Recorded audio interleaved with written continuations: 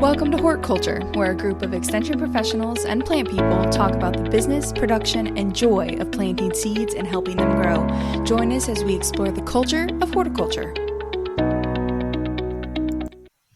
Hello, everybody, and welcome back. I am very excited today because we have our first guest. Woo! I'm just like pumping the air right now. First Really guest. excited. Who it is?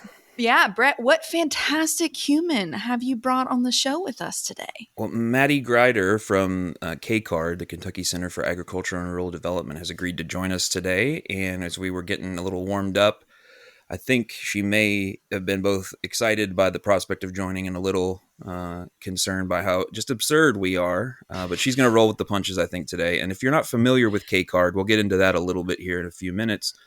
Probably the number one most referred to organization that when I work with producers, have a lot of respect for the work that organization does. But we get a double feature today because she's going to be talking about KCARD. We're going to be talking about producer grants.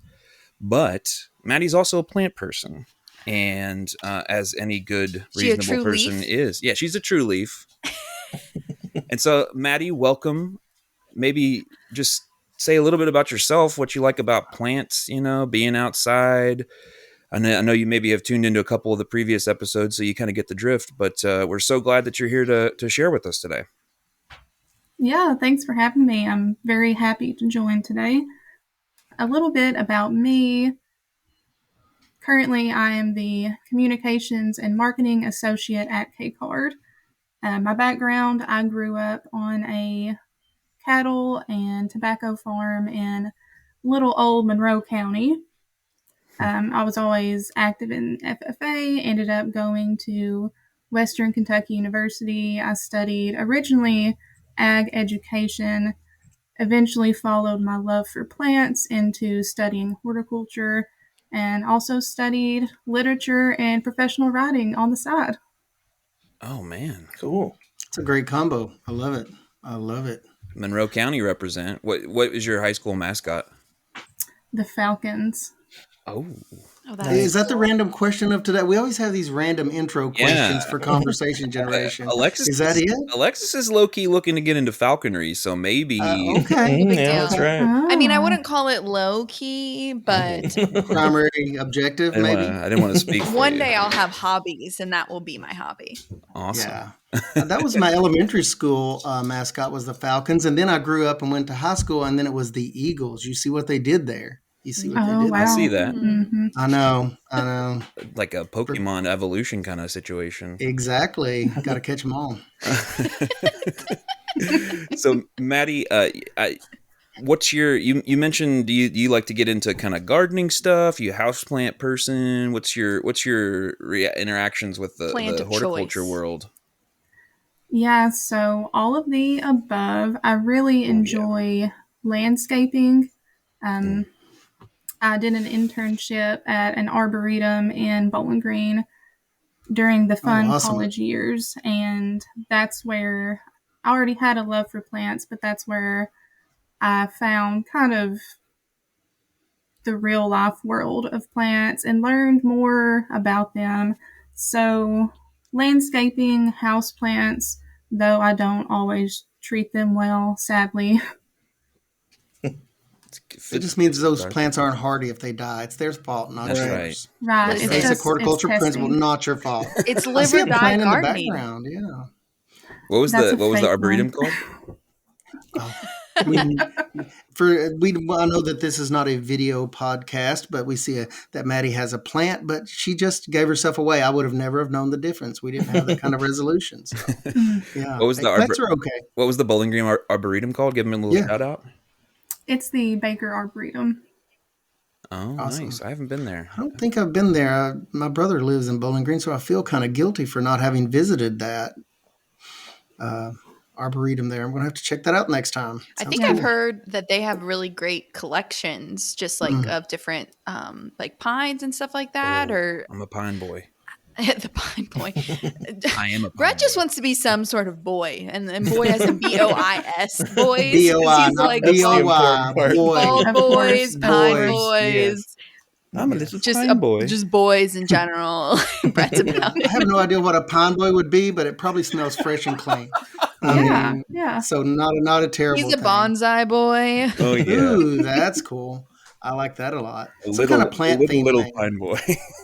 Yeah, yeah. Oh my gosh. How do we get from arboretum to boys? This podcast, That I was all just don't Brett. know. I don't know. We just ad lib a lot. Maddie, you're gonna have to save us here. And so I think we'll launch in here and a little bit into the discussion of producer grants, because I know I'll speak for myself and I think everyone else to say that there are producers. One of the first questions they come in if they're new or they're trying to get into a new enterprise, they say, "Is there money for that? Is there a grant for that? Is there grants that I can, can I just ask, put a quick email in to Uncle Sam and they'll just send me a check to buy this farm and the tractors and everything else that I'll need for it?" Totally. And so I guess Absolutely. when people are interested and they come to KCARD or they approach KCARD and they say they're interested in that kind of thing, what is the onboarding process? What's the resources that you have? Do you have resources available? Summary documents of all the things that are out there, the different grants that people can go and look and take a look at. How would you how would you respond to somebody asking that kind of thing?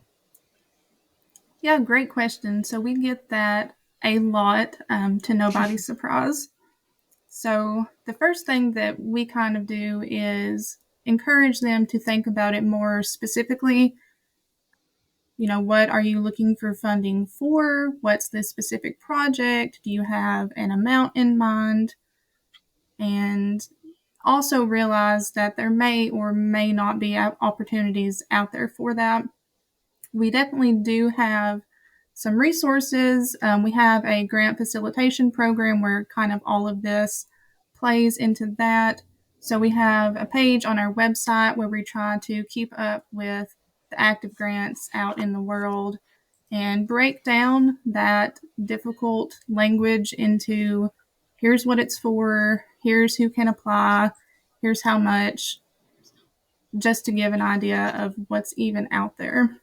We also have a monthly newsletter that goes out with upcoming grant deadlines and things that have recently been announced. So I would encourage you to sign up for that if you're interested in grants. Is that Funding Matters? That is Funding Matters. Yeah, that's the name of it. I like that a lot. Newsletter has saved my butt more than one time, Maddie. Popping. So thank you for putting that out because it is read, at least by me. Great to hear. And Yeah. I noticed on your resources page, and that link, it looks like, is the first thing under the resources is your facilitation program. Is that how folks sign up for the Funding Matters, you said? Yeah. So On they KCARD? can. Yeah. Yeah. So people can just reach out to us and let them know that. Let us know that you want to sign up for it. And there's also a form on our website as well where you can directly sign up. Okay. Yeah. Yeah, I refer a ton of people to that page in particular that you just now referenced, that it starts out with the facilitation program, then goes into areas like FSA, Conservation Service, and on and on. And I usually, when people come to the office, that's one of the first pages that I mention to them. If they just have general questions and they've not really narrowed down their focus, you other guys, do you guys get calls like that? And you too, Maddie? When folks come to you, do they have a narrow focus or are they more just testing ideals? Like what's the common scenario there? It seems like when they stop by our office, we have more that just are looking in general. They don't have specific things narrowed down. Yeah, that's definitely, I think, what we find as well. A lot of the time I've heard in the general world that there's grants out there. Maybe they saw Free money. Yeah, free money, of course. We all want that, Yeah. right? Oh, we all want that. There is nothing wrong with that. Free money is good. If it exists. I'm not for sure that free money exists too often, but yeah. Yeah, I think one of the things I wanted to ask or bring up is the perception that there's sort of like there's money available for everything. There's just money out there. I'm flashing back to that guy with the question marks all over his suit that used to sell books on late night TV about there's free government money out there and everybody's not picking up on it. And like, I think a lot of times folks are frustrated because I have to give the answer or say, or pass it off to KCARD sometimes to say, well, no, there's not just money straight up available for you to buy a farm, for you to buy that big, nice new Kubota, John Deere, Massey Ferguson, whatever tractor. There's not necessarily straight up money grants available for that kind of thing. Now, the broader conversation of funding, I think it opens up opportunities for things like lower interest loans or other types of programs like that. But Maddie, am I off base here to say that sometimes the funding isn't quite as carte blanche, whatever you need, there's free money available for that? Is that kind of the conversations you all have to have? Yeah, I would definitely agree with that. Like I said, a lot of the time when we get questions, it's just, I've heard there's grant money out there, I want some of that. And it's not quite that easy, unfortunately. These grant programs are very specific, typically, as to what they will fund. Sometimes it may be equipment, but often not. It's essentially never land purchases. So that's why often, if you can come to us and already have an idea of what you're looking for, what you're looking for funding for, we can really make that process easier on you, especially. I'm glad you made that point, Maddie. We get that question a lot through county offices. It seems like we'll get the question, well, is there any money for land? And I always tell them not that. There's certain classifications of things that I don't see money available for, and that's one of them. So yeah, that's a great comment. When people come in looking for that, if they've never looked at grants before, so they don't know, that's the first point of realization is what is typically available and what is not. Seems like that's a really good jumping off point when I, discuss with people, since I don't know a lot about, in some cases, the specific grants, but I do know, the basics like that. Yeah. And then there's grants versus loans. And I think we're mostly talking about grants today, but there are some loans, low interest through FSA Mm-hmm. and different things like that. And you all kind of can help people guide them to the right area depending on what they're coming to you for. Is that right, Maddie? Yes, so we definitely try to work very one-on-one. And, if you come to us with a specific idea, or even if you don't have a specific idea, we can kind of help you narrow that down and then really help guide to the right program, whether that be a loan, a grant, and then really help along with that process. Did we kind of formulate? I think sometimes we take advantage of an extension knowing what KCARD is. But for our listeners out there, Maddie, can you give us your elevator speech for what KCARD does? I mean, you all do so many things, but what's the down and dirty? Of course. So, in a nutshell, KCARD, the Kentucky Center for Agriculture and Rural Development, often referred to as KCARD because we do love our acronyms in the ag world. So, in a Yes, we do nutshell, too. yeah, in a nutshell, we focus on helping agribusinesses with business development. So that can be anything from working on a more formal business plan, which is key, going back to the grant conversation and loans. That is often key for those programs. We can help look at financials, just connect to general resources, refer to other organizations and partners within the state if we may not be the best one to work with in that particular situation.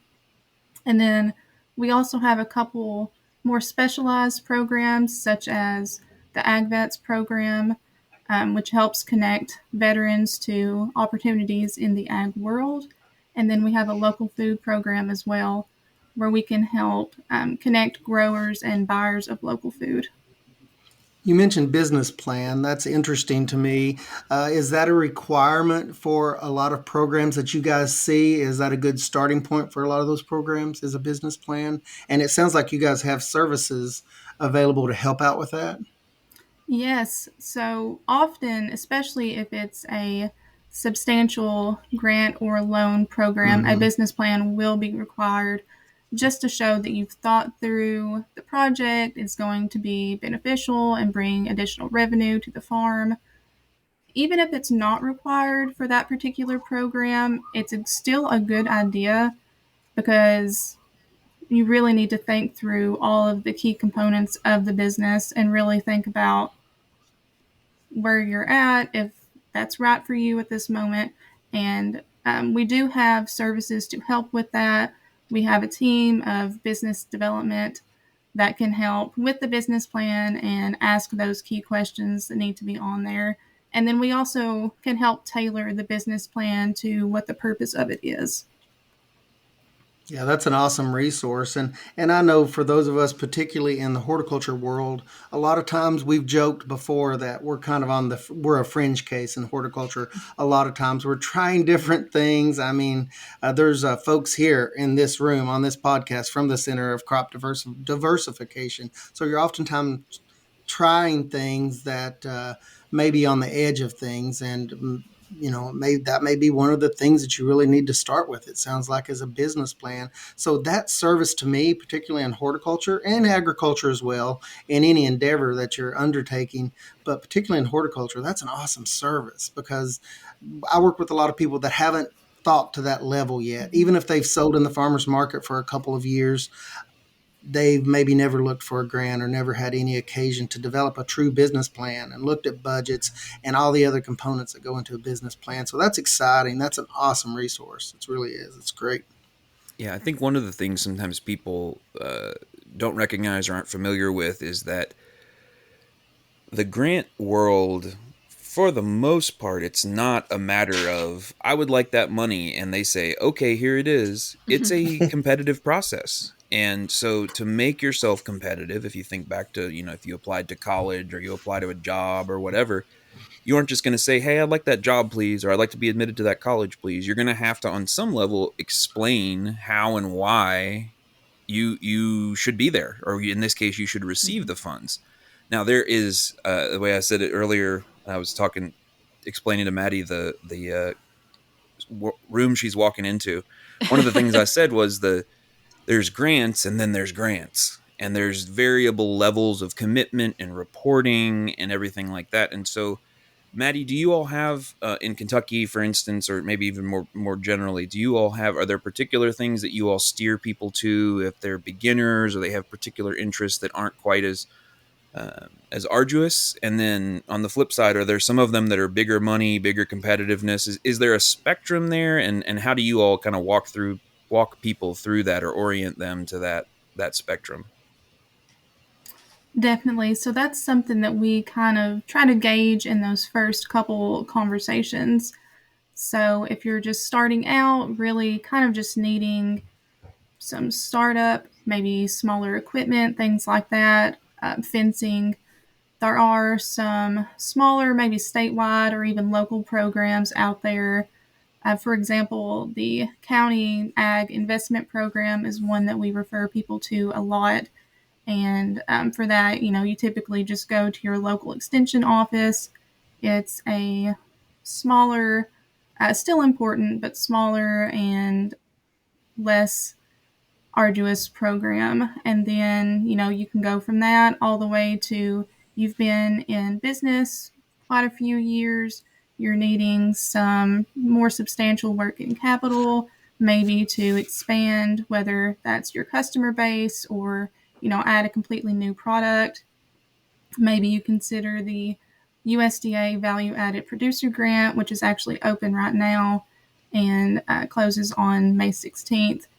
And the application process for that is pretty intense. We typically tell people, consider 60 to 80 hours of work on the application process itself.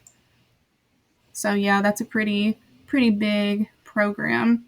And then after you get the grant, your work is not done. There's lots of paperwork, lots of reporting. So that's something else to consider when it comes to applying for grant programs is how long are you willing to stay committed to this? Are you willing to, after you receive the grant, work on these reports, keep all of your receipts, really keep up with your records? Because, of course, in the ag world, we're all great at keeping records, right? Oh yeah, everyone loves records. Record keeping. I remember that was one of my first programs I ever did in extension was, I think, dairy record keeping, and it was a great program with some economists from UK. We were ready for the big crowds, and we did not get it because I did not understand as a brand new extension agent that maybe people are passionate about record keeping, even though it's very important. It is an important aspect. So yeah, that's a great point. I was looking down, Maddie, some of the resources on KCARD, and it's a great mixture. It looks like of, as you mentioned, of county programs that looks like they're smaller, and then there's the state level programs. I see a lot of state programs on here, like KSU, Grow Appalachia, SOAR, and some other programs. And then you guys go all the way up, and you do a good job listing those federal programs. And some of those federal programs look like they're bigger, more expansive programs that'll take a little bit more. Looks like maybe time and commitment, but a good variety of resources you guys have listed.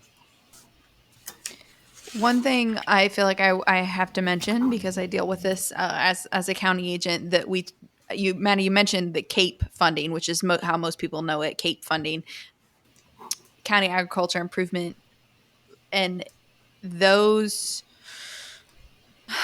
are available to horticulture. So I think historically they have only agriculture, and I mean agriculture as in most of the time it's like cattle, corn, soybean. People have applied for it. That is available to you in horticulture. All you need is a farm number, and you can get one of those from your FSA office if you can show that you're producing a crop.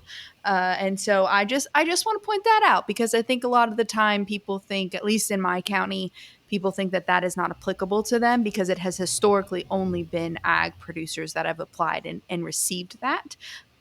But I think the Kentucky Department of Agriculture is really hoping for more horticulture enterprises to start getting awarded that. So just a little slide in there I got for you. Yeah, for any of our listeners outside the state of Kentucky, that CAPE money comes from what we call ag development board money, ag development funding. And so it is originally from the tobacco settlement period. And so that may not be available in your state. That's a very Kentucky specific thing of the way that that money has been invested. But it's, excuse me, it's a really great program that we have available. And you mentioned the horticulture producers. There was a point where there was some thought that maybe horticulture would be the heir apparent to tobacco in the state as far as diversified, labor intensive production. Of course, the markets and for those things are very, very different. And so it hasn't gone necessarily exactly according to that plan. But just in case there's anybody out there saying, well, I'm in Georgia, how do I get access to those CAPE funds? Well, you may not have those available to you, but they are available here. And I just want to recap what Maddie said just a second ago, because I think it is important to explore those local and statewide grant programs as you're getting started. A little bit of a simpler kind of process, and it might be a good starting point. And then over time, as you build your business, as you develop and revise your business plan, you might consider some of those federal level grant programs, the value added producer programs, and the other local food related programs that might be of benefit. I think my internet was choppy, so I just wanted to make sure we got that audio out clearly. That and all of that whole network, that whole range of things is Maddie can contribute, and KCARD can help you figure that stuff out. Alexis, you have more kind of questions from the producer agent side of things?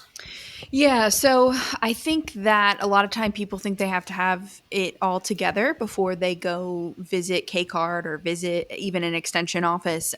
So what what do people have to have when they come to you? What they have to absolutely have? What can you, and you hit on this a little bit, what you can help them with, but I think there's an intimidation factor that people feel like they don't know what they're doing, so they can't go to the people who can teach them how to do things. So it's kind of a catch 22. So talk to us a little bit about, okay, I'm a new grower. I bought a farm. I'm trying to start fresh. What do I do, Maddie? Yeah, so truly all that anyone needs to contact us is a way to contact us. There's no right or wrong time, honestly. And that's another reason that we try to work very one on one with producers, because you need different things. If you've been in the business for 10 years, you might need something different than somebody who's just starting out. So even if that doesn't look like a business plan, maybe it's general advice or just listening. Sometimes it's good to talk to us just to get our input on things. So, like I said, there really is no wrong time because we do really tailor our work with producers to what they need at that point in time. So what you're saying is you could have been in business for 10 years, or you could be someone who has never sold you know, a plant product in general, and both of those people can get help from KCARD. Yeah, so at any point, even if it's just something that you're thinking about starting, you don't really know how to go about it, we can help at any point. Oftentimes, that's kind of working through, even if not a more formal business plan, at least pieces of it to think about who your competitors might be, if you have the funds to commit to this, what that's going to look like. You said something. I'll go back to first base on this conversation, and I think it's an important distinction to make because it comes up from time to time. Most people have an understanding that most of these programs, whether loans or grants or other programs, are geared towards commercial production for profit. Every now and again, we get folks in that have some sort of recreational ideal and they're looking for funding sources. Is that correct, Maddie, that most of these programs are more on the commercial end of things? Yeah, I would say so. Funders typically want to see some amount of, revenue generation in the product, in the producers that they invest in. So that is typically the case. And that's another reason that working with us on your business plan and financials can be important, just to have that backup whenever you do complete your application.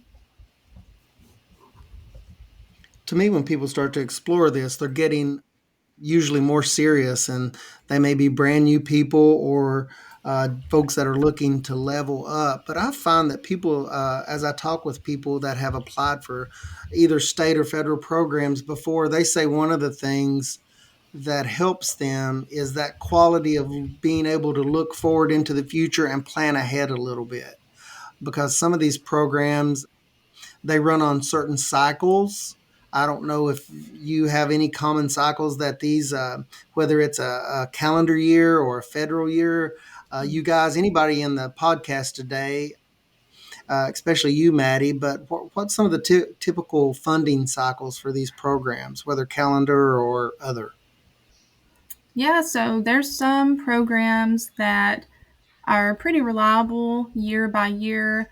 I would say some of the USDA programs, like the Value Added Producer Grant, you'll be looking for every year in the spring.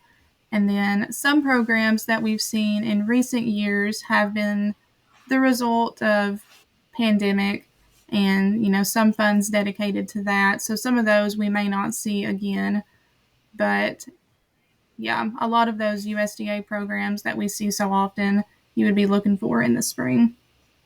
Got you. So it's a good place to look forward to. Probably in a little in advance too, just to prepare yourself and your documents and your mindset, and do all the other preparations if you're going to involve yourself with these things. Sounds like. Yeah, there's a couple of grants that I work. So I work with, in addition to the Center for Crop Diversification, I also work with the Sustainable Ag Research and Education Program, SARE, which is a part of USDA. And the southern SARE region, which Kentucky's a part of. There's other regions. Every state in the country is a part of a region, but they have producer grants and on-farm grants, which are kind of for doing some on-farm research, and it depends on who's leading it and how it's structured. But their deadlines are kind of all over the place. I think one of them's in Oh, I December, see. another one's in June, and they have other ones as well that are kind of Just kind of sprinkled throughout the varies. year. And Sounds like. I think in their case, they have the same core people processing all the applications, so they're kind of spreading out the love a little bit Mm. rather than it just being on a fiscal cycle. So in general, I Gotcha. think Makes just check sense. in with the program that you have and make sure you know the deadlines and yeah. One other thing I just wanted to touch on before we move on to some. I know Josh had a couple questions. Is about the farm number thing. Alexis, you and I have been talking a little bit about farm numbers and getting some clarification. And Mm-hmm. I'll be the one who goes out on the limb to say that my understanding is that the former requirement of 10 acres, which I think existed, I don't know how long ago, not that long ago, I believe has been adjusted to the point Mm-hmm. where to get a farm number, which is a key, it's sort of like your It's kind of like your social security, but for your farm business, yeah, that is often a specifically requirement. farm business in this case. Mm-hmm. So, Mm-hmm.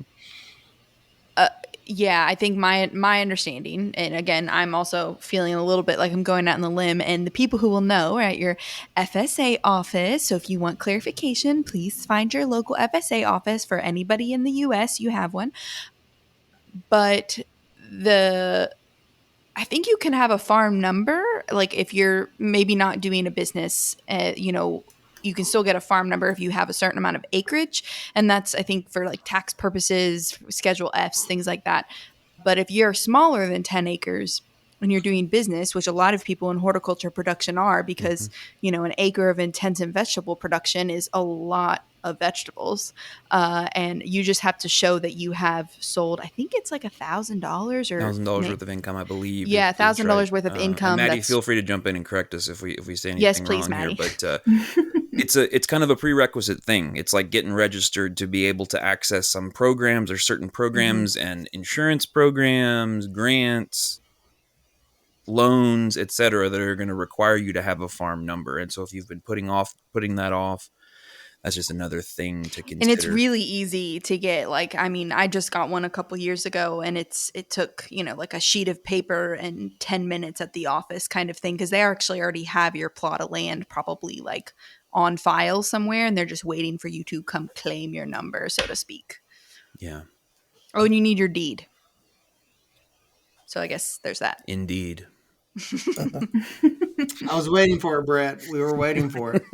We were waiting for it. Ba-dum-bum-bum. Just when I took out the sound effect for drums, I missed that. And we're gonna have to put that back in. I thought it stood on its own. We didn't need any. It really did. It needed no Brett's offended. accentuation at all. None at all. None at all. So, Maddie, I had a question. Are there fees associated with using KCARD services? So the vast majority of KCARD services are completely free to access.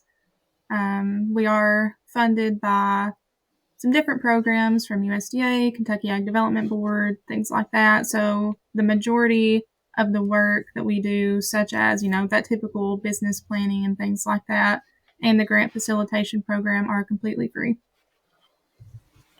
Oh, that's great. I also noticed on your resources, it looks like aside from just working with individual growers, you do work with groups, like whether it's the kind of helping a group of people come together and develop a co-op or a cooperative. But I was also kind of curious about, do you help facilitate or help organizations within counties? Like, let's say, for example, say a conservation district is looking at acquiring a new piece of equipment that they can use in the kind of shared equipment program. Do you help groups within counties come together and kind of apply for those funds, or do you have a role in that sort of coming together of people to access state funds? Yeah, so oftentimes the grant applications that we help with are producers, but we can also help other programs in the state, other organizations with those applications as well. It's pretty diverse as to what that can look like. And we also do some work with like farmers markets across the state. And like you said, we are the cooperative development center in the state as well. So, yeah, I mean, all of that to say that our work is very diverse and really just applies to what the situation calls for. Sure, that's really neat. I have my own little like thought for those of you listening. I think I think it's easy to say, well, I want to get a grant, or can I find some money to buy this, or, install this or something like that. And those are very, there's smaller ones available, there's larger ones available, but there's a lot of people doing those. And so if you're, maybe looking for help getting some plants in or something like that, look at a research grant. And you don't have to be, an expert researcher. You just have to be someone who is good at taking records, just saying, how much you harvested or when you did applications. And a lot of those things you have to do anyways for pesticide license, organic, all kinds of things like that. But look into those research things, and if it's something that can help someone else in the future, a new variety, comparing them, or I was looking at some native plantings and using them as cuts. There's various things that if it's something you're interested in but you'd be taking a risk maybe doing it, you could probably apply for some research funding. And I think that those are, I don't want to say they're easy to get, but not everybody's going to apply for them in the same way of just someone saying, oh, can I get $500 for this bush hog sort of thing. Would you all, I mean, Brett, you dabble with the Sayers, not dabble, you're very involved with the Sayers stuff. Would you say He that's, messes around with it. he dabbles, he Just dabbles, piddles with Plays. it. piddles around. Yeah, I've known to piddles around dabble with with it. the SARE Yeah. programming a little bit. I get into it's a passion project. Yeah, I would say that those programs are they're sometimes harder for anyone reasonable to wrap their head around exactly how this is supposed to work, because it's like, Mhm. I want to do a thing and I want money to do the thing. That Mhm. why is this complicated? And the way that those things are Amen. phrased and framed Mhm. is typically that there's a problem that you may be facing that others may be facing as well. And so what we would like for you to do is to conduct the assessment of this thing in a way that will help others to learn from the lesson that you're figuring out. And so that can be things like putting cover crops in an orchard, using some ground cover in an orchard or something like that. It could be different biological approaches to controlling mites in bee colonies. It could be, like you mentioned, kind of comparing different varieties or different systems and approaches for saving. In the case of SARE, it's sustainability related in some way, which it's a pretty broad brush. But I do agree, if you can figure out the way that you can make a research program that's actually answering some real questions, and it can end up covering some components of what you were maybe planning to do anyway. Mhm. And as you very astutely mentioned, it's a way to take some of the risk, the financial risk and sting out of trying something new. In horticulture, we've got 1,000,001 different angles for trying something new, because we have so many different systems and crops and market channels and everything else, which we'll talk about market channels in the next episode. Maybe we'll see. If you're lucky. If you're all, You never know with y'all this are, group where we're going yeah, next. you all are good. I like this conversation today. I know that we do have listeners outside of the state. I know that KCARD, Maddie, is primarily, it sounds like a Kentucky focused organization, but a lot of the programs that you have discussed today, I've noticed they're nationwide programs. So even if you're not in the state, there may be, or the organizations, there's definitely programs that you can work with. But Maddie, do you know if there's other organizations like yourselves that are based in other states or outside of Kentucky, or are you guys just a unique one-off operation? Yeah, so I'm sure there are. I know there are some other, cooperative development centers across the country as well. Okay. And if anybody ever reaches out to us that's not in Kentucky, we're not going to just completely write them off. One of the Yeah, things that I we wondered focus how you dealt on, with that. yeah, so one of the things that we focus on is, helping people connect to the right people. So even if that's not us, because we do focus on, businesses in the state, we can help make those connections and provide any of our resources that might be helpful. Yeah, it's good to hear. Great.